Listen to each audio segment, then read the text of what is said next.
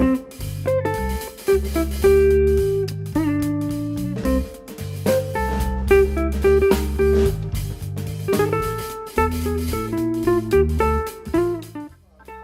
estamos aqui com o Bruno Mota, parceiro de longa data do Teatro Folha.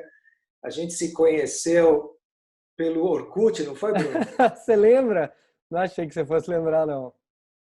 A gente se conheceu pelo Orkut, porque na época que eu fiz o Nunca Se Sábado, eu fui pesquisar o que tinha sobre Saturday Night Live, que era um assunto que tinha muito a ver com o Nunca Se Sábado, e descobri que tinha um cara do Orkut que falava muito, o tema dele era Saturday Night Live, não sei o quê. Eu tinha uma comunidade, né? Live from Orkut e Saturday Night Live. Eu não lembrava isso. Você falando, eu lembrei que eu tinha.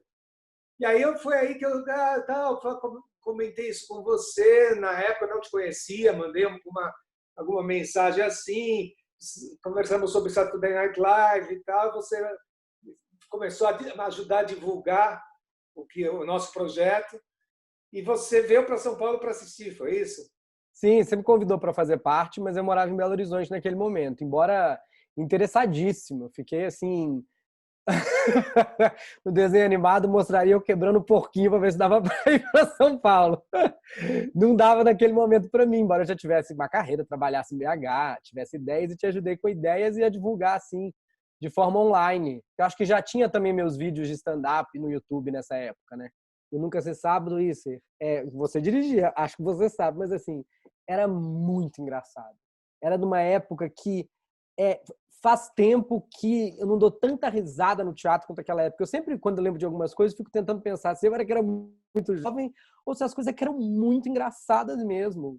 E outras coisas que eu fui ver no Teatro Folha, como, por exemplo, Melhores do Mundo, que eu sempre assisti quando eles iam em BH e era hilário. O Nunca Se Sábado, eu tenho na minha memória de ficar sem ar de rir. Foi um momento muito feliz. Nunca Se Sábado a gente teve 4 temporadas, foi muito, sempre lotou. Foi um momento muito feliz. A gente ainda sonha um dia voltar com isso daí. É um trabalho meio complicado, mas a É gente enorme. É coisa de gente doida. Tinha um elenco fixo de 8 pessoas e mais 3 grupos. Cada grupo, se o grupo não tinha no mínimo 3 pessoas, você já estava fazendo... São quase 20 pessoas em cena, mais um apresentador. tinha música ao vivo, tinha, né, a gente que tocava música e tinha o apresentador e tinha que fazer os textos para ele. Então tinha uma equipe de 4 roteiristas só para escrever os textos do apresentador e Mas tinha olha, as pessoas. Foi complicado. eu não sei como foi possível, mas era muito divertido. Mas você, depois, quando foi a primeira coisa que você fez no Teatro Folha? Eu acho que a primeira coisa que eu fiz, eu fui convidado do projeto do Rafinha Bastos, que era Sem Pé Nem Cabeça. Era Em Pé Sem Cabeça. Em Pé Sem Cabeça, que era um projeto do Folha de comédia stand-up e convidados, apresentado pelo Rafinha. Se não me engano, foi a primeira coisa que eu fiz como convidado, algumas vezes, 2, 3 vezes. Depois, eu fiz muitas vezes como convidado também o Clube da Comédia, tanto no Teatro Folha quanto a versão em Campinas. A versão em Campinas eu fazia muito. E foram as primeiras coisas que eu fiz no Teatro Folha. O Teatro Folha é muito importante para a comédia stand-up no Brasil. Esse horário do sábado à meia-noite, né? Hoje em dia, nesse momento, não está mais tão vivo. Mas tudo bem, porque o teatro é cíclico e daqui a pouco muda tudo de novo. Mas é uma coisa que até vou pedir para você me explicar. Mas sempre diziam que era o horário das comédias malditas. O que é uma comédia maldita, Sercoric? Não, a brincadeira do maldito era porque meia-noite tinha um aspecto sinistro. Isso começou lá em Curitiba, com o pessoal que tinha um trabalho com uma coisa de terror, né? Um espetáculo de terror, que no fundo era uma grande comédia. O público entrava e aquilo ficou um sucesso lá em Curitiba, durou muito tempo. Tal. Então inventaram essa história de meia-noite ser o horário maldito, né? Mas, na verdade, assim, eu pessoalmente tenho um carinho muito grande pelo horário da meia-noite, porque o Bacalhau e Binho, que foi meu primeiro grande sucesso, eu fazia quando estreei em 1993, sexta e sábado à meia-noite. Isso, aqui em São Paulo tinha um teatro de comédia, de invenção, assim, de underground, muito forte à meia-noite. E tinha um público que gostava de ir nesse horário. era um público que preferia de primeiro jantar e depois ir para o teatro. Então, funcionou durante muitos anos esse horário. E eu tinha um xodó por esse horário. Então, e eu também achava que não era um horário propício para peças mais sentimentais. Não, era um lugar para comédia mesmo. Falando do Finalmente Juntos, o Finalmente Tudo, a brincadeira que foi aquela ideia, foi uma coisa que a gente desenvolveu meio juntos. Você trouxe a ideia de misturar as linguagens, né? Que seria improviso, que estava bem no começo da onda do improviso, com um pouco de stand-up, não sei o quê. E eu falei, por que a gente não põe esquetes cômicas ensaiadas também? Né? Foi aí que eu entrei no projeto, para dirigir essas esquetes cômicas. E foi muito bom, hein, cara? Ficou muito legal aquilo ali. Olha, para mim foi um prazer, uma descoberta. Isso é muito legal para mim. Eu gosto muito de teatro. Eu fico muito emocionado às vezes falando de teatro. Eu levei para você essa ideia de misturar improviso com stand-up, misturar separado, né? Porque as pessoas já confundem muito a linguagem, mas dizer que eles podiam conviver no mesmo espetáculo e mostrar isso é improviso, isso é stand-up. E você falou de sketches, que é uma outra paixão minha e a sua também. Aí eu falei, nossa, eu tenho um banco de sketches, de coisa que eu já escrevi, testei por aí, trouxe para você, sim, sei lá, eram 25 sketches escritos. Você tinha uns também no baú, que a gente sempre fala que gente que gosta de sketch tem sempre um baú. Abre o baú de sketch, tem um monte. E aí falou, posso dirigir. E era um elenco incrível. Tinha o Gustavo Miranda, o colombiano, que é sensacional, tá ganhando o mundo aí, faz sucesso em Portugal. Todo lugar que esse homem... Não precisa falar a língua, não. Ele é bom para burro, ele é muito bom. O cara é ótimo. O Marcão Gonçalves, a Bela Marcati, que naquele momento tinha acabado de chegar em São Paulo, né? O Murilo Couto, só gente boa. Era um elenco de gente boa. Gaspar. Renata Gaspar, que agora está na Globo. E muita gente passou também lá pela gente. E aí você, dirigindo os sketches, eu conhecia o que você dirigia, mas eu não via você dirigindo. E aí eu fiquei encantado, porque você é de uma geração que tem também um monte de truque na manga. Um monte de truque na manga. No ensaio a gente fica pensando, mas por que ele quer que a gente faça isso? Aí a gente vai, apresenta, faz isso, a plateia vem abaixo. Isso é incrível para mim. Mas eu vi a sua gentileza de trabalhar com a gente, sabe? Um monte de gente jovem gritando, maluca, e você lá, paciente, ensinando. Francamente, para mim foi muito legal, porque aquela gente era muito talentosa. As pessoas eram muito talentosas. Então, ver esse pessoal que era meio gênio na área de improviso, né? O stand-up, que é uma área que eu não domino, eu não conheço nada de stand-up fazendo, né? Só vendo. Mas não me sinto apto a fazer um stand-up, por exemplo, mas eu vendo aquele pessoal com toda aquela energia, aquela vontade, interessado em ver o que eu tinha para propor em termos de linguagem teatral, e tinha ainda uma proposta mais doida, que a gente ensaiava os sketches variando o ator que fazia aquele sketch, não era sempre o mesmo, né?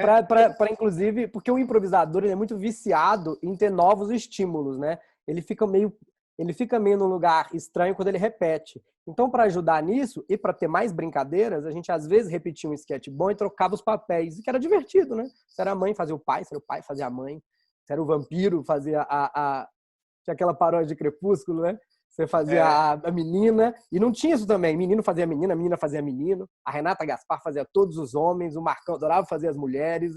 A brincadeira era essa. Agora, você estava aqui com a gente no Folha, quando a pandemia nos pegou, você estava com o teu sucesso, né? O espetáculo. Quantos anos já está? Você já está com esse espetáculo? Eu estou já há quase 6 anos, com 1 milhão de anos em uma hora. Essa comédia da Broadway, que é um prazer fazer, e eu faria mais 10, mais 20, porque eu me divirto fazendo, me divirto vendo as pessoas rindo. E eu também estreiei no grupo, né? Eu estreiei esse espetáculo, a montagem dele foi lá em Campinas. Ah, que legal. Mas é verdade, eu não lembrava. Foi em Campinas ainda com a gente. Eu fiz em Campinas, a ideia era vir para o Folha, só que o Rio de Janeiro me pegou antes. Eu fui lá para o Teatro Leblon e fiquei 1 ano, depois ainda voltei, fui para Barra. Agora me conta, esse é o texto do Seinfeld, né? É um original do Colin Quinn e do Jerry Seinfeld, que o Colin Quinn encenava na Broadway, e eu sempre brinco com as pessoas que é um espetáculo muito bom, e eu posso garantir isso porque eu assisti. Porque eu assisti 2 vezes antes de montar. E é muito interessante, porque é um espetáculo que parece stand-up, mas não é stand-up, né?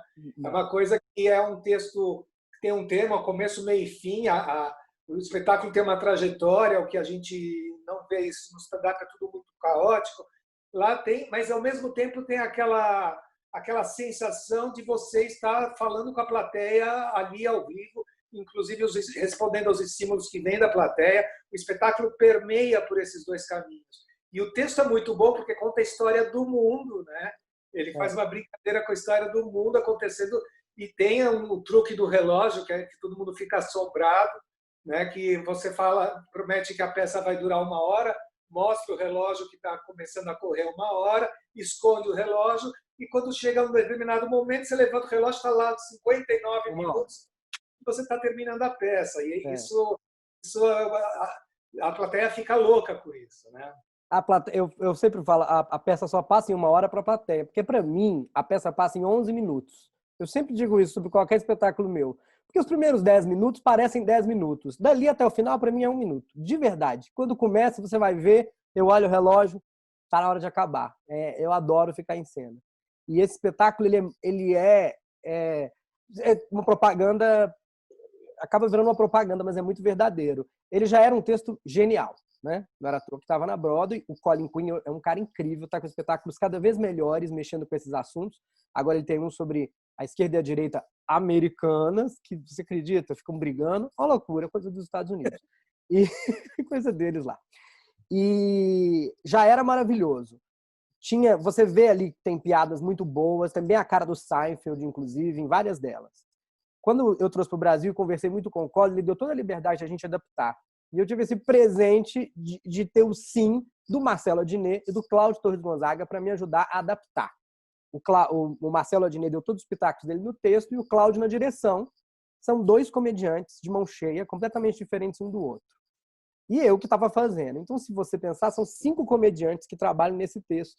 Sendo que eu e o Cláudio, principalmente, estamos ali de plantão. Para uma coisinha que acontece no mundo, a gente consegue dar uma apertadinha nesse parafuso. Então ele ficou muito divertido. Ele é realmente engraçado. E quando eu fui assistir, eu tive essa impressão que você teve. Eu olhei o Colin fazendo e falei, rapaz, esse espetáculo está exatamente entre o que é stand-up e o teatro. E você estava com muito público no Folha agora, quando chegou a pandemia, né? Olha, eu fico feliz de ter cada vez mais público, mas esse espetáculo realmente ele é maior do que eu. Eu espero um dia eu ainda ser maior que o espetáculo. Mas ele junta esses 2 públicos. Tem um público que gosta muito de teatro. Então fala, stand-up eu não gosto, eu quero ver mais o teatro. E tem um público que gosta só de stand-up, tudo que você falou. Tipo, teatro, que preguiça. Eu quero ver stand-up. Esse espetáculo tem esses 2 públicos. Né? Tem o nome do Seinfeld, sou eu fazendo, então as pessoas pensam, claramente é stand-up. Mas está lá escrito comédia da Broadway, direção Cláudio Torres Gonzaga, a pessoa vê as fotos, a gente tem cenário, trilha sonora, né? Tudo que teatro tem, o público pensa, é teatro.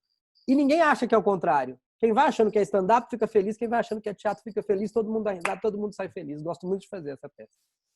E se Deus quiser, quando essa pandemia terminar, você vai estar lá de volta com a gente. Essa é a ideia. Com muitas atualizações, né? Tá bom, Bruno. Prazerzão conversar com você. Espero que a gente ainda tenha muita história para lembrar juntos. Olha, agradeço de novo, agradeço a você, que é a você e ao Teatro Folha, que é um dos principais responsáveis por eu vir para São Paulo e conseguir fazer não só stand-up e humor, como teatro. E também agradeço porque muita coisa que eu assisti que impactou minha vida foi no Teatro Folha. Antes de trabalhar lá e depois de trabalhar lá. Teatro é um negócio que me deixa muito emocionado. Eu sou uma pessoa que às vezes morre de rir 1 hora por causa de uma comédia, mas no final eu tô um pouco emocionado falando, nossa, que boa que é essa peça. Depois eu tô com raiva. Tipo, por que eu não fiz essa peça?